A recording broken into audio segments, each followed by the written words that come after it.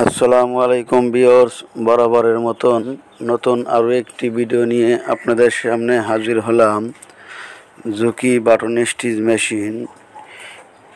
এই মডেলের মেশিনে যদি প্যারাম সেট করার সময়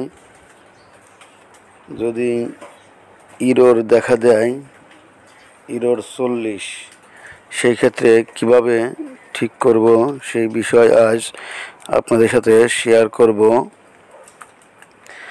দেখেন, যখন রেডি বটম চাপ দেওয়া হয় তখন ইরোর দেখা দেয়। ইরোর আসার মূলত কারণ প্যাটার্ন সেট করার সময় মেজারমেন্টের যে এরিয়া আছে, এরিয়া ওভার হয়ে গেছে। 100-র উপরে সেট করতে গেলে এই ইরোটা দেখা দিতে পারে। সেক্ষেত্রে দেখেন, এখানে 100-র উপরে চলে গেছে। সেই ক্ষেত্রে আপনার এই এম বাটন চাপ দিয়ে ধরে রেখে প্রবেশ করতে হবে 56, 57, 58, 59 এই 4টি প্রোগ্রামে। দেখেন, আমি 4টি প্রোগ্রামে প্রবেশ করে দেখিয়ে দিচ্ছি।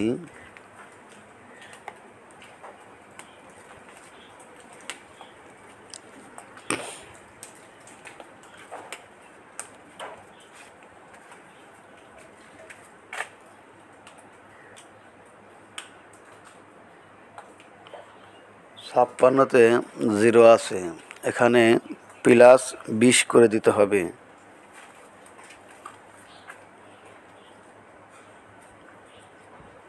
এবং কি 57-তে 0 আছে, এখানে -20 করে দিতে হবে।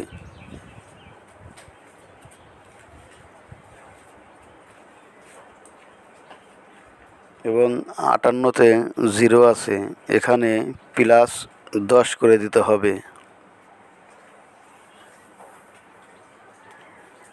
59-এ 0 আছে, এখানে -20 করে দিতে হবে।